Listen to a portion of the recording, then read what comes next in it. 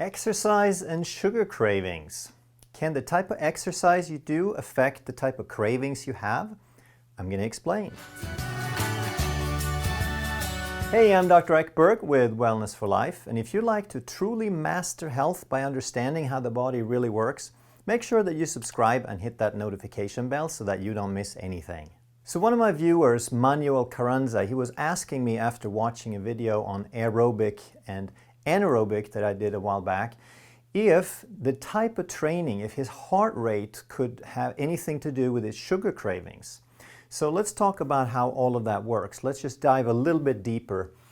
And first of all, food, that's the stuff that we eat to produce energy. So on a bigger scale, we also eat for nutrition, but for this purpose of this discussion, we're just going to talk about the energy portion of it. And that energy turns into ATP. That's the energy currency. So it's a unit of ATP is a unit of energy currency, and we have to make trillions and trillions of these every day. We have a normal and we have a backup way of making ATP. The normal way is in the presence of oxygen. When we have enough oxygen, that's why we breathe, is to convert things into energy. So fat, protein, glucose, alcohol, ketones, no matter what it is, the ultimate goal is to oxidize it, to burn it in the presence of oxygen and convert it into ATP. So glucose, for example, when we burn 1 unit of glucose, it turns into 38 units of ATP. That's pretty good. That's a lot of ATP. That means it's a complete burning, a complete oxidation of that food. The very first step of breaking down that glucose is called glycolysis, and that means we split that glucose in two, and now that the breakdown itself, the splitting itself, yields 2 ATPs even when there's no oxygen involved. So before the oxygen gets to work on the glucose, we get 2 ATPs simply by breaking that molecule in two. The normal way is then to continue to oxidize it and get the full 38. But if we have a crisis, if we can't keep up, if there's not enough oxygen around, then the body is just going to keep breaking glucose after glucose after glucose. It's going to ramp up the glycolysis to just try to make do with the 2 ATPs for the time being. So let's look at how that would relate to exercise. So this is called aerobic exercise. That means that your heart rate is about 120 or below. It means that you are breathing calm. You're taking deep, full breaths at a regular pace, but you're not huffing and puffing. You're not panting. So if you're out walking with somebody, for example, then you could still speak a complete sentence. You wouldn't just be stuttering and just sentence fragments and words, but you could basically speak normally. Because there is enough oxygen to keep up with the energy requirements. That means you can breathe fully but calmly, and your body is in balance. It's keeping up, it's not falling behind with these energy requirements.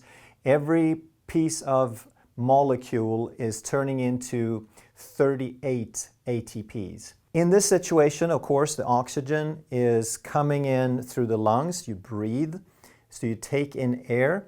That air contains oxygen that gets absorbed and gets exposed to the red blood cells, and the red blood cells have hemoglobin that binds with the oxygen and carries it through the bloodstream to the target tissues, and then those tissues have to take it up. So there's a tissue uptake. And every one of these processes gets better if we practice it. The body is so good at up-regulating and down-regulating and practicing and getting better at the things we do on a regular basis. So if you do this on a regular basis, the body will have a really good oxygen uptake. So let's look at the other example.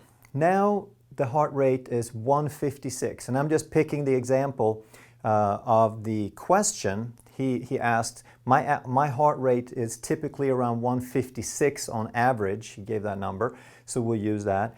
What happens then? So now your body is breathing, you're breathing harder. If you have monitored your heart rate when you're out working out, you'll know this for a fact, that at 156 you're panting pretty hard.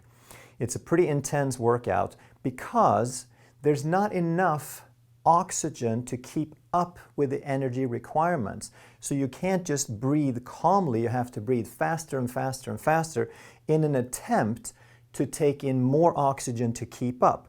But you still can't keep up, not fully.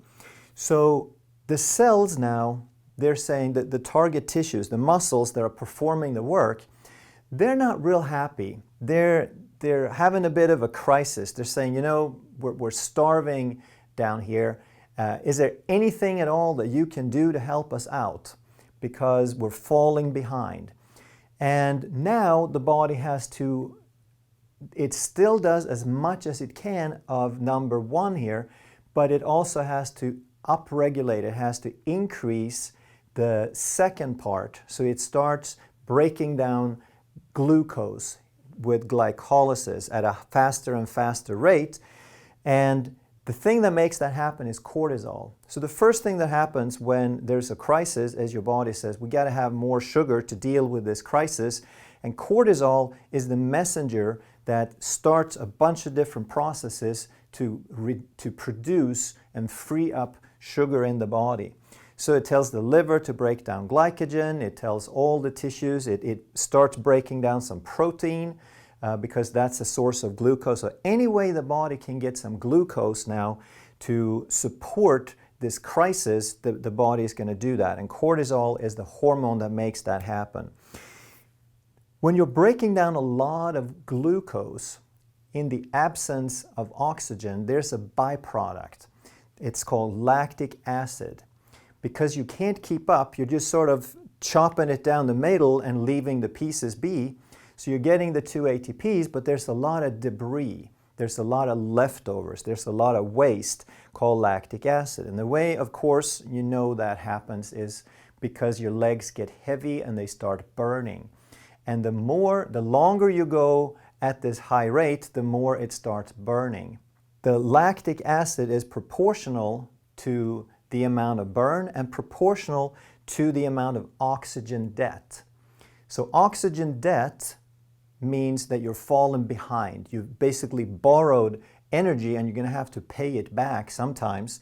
So that's why even after you slow down and you sort of try to recover, your heart rate might stay up for 15, 20, 30 minutes to catch up, to pay back this oxygen debt, to break down the lactic acid in the presence of oxygen to put it back into this preferred pathway, because this was just like a temporary loan.